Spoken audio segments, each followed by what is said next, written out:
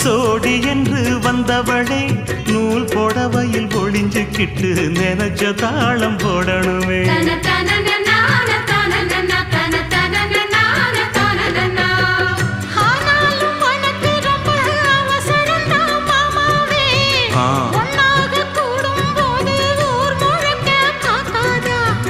பார்த்தாலும் தவறு இல்ல பனியுறங்கும் ரோசாவே, உன்னால சொத்த வச்ச மூக்குலதான் வைக்காத.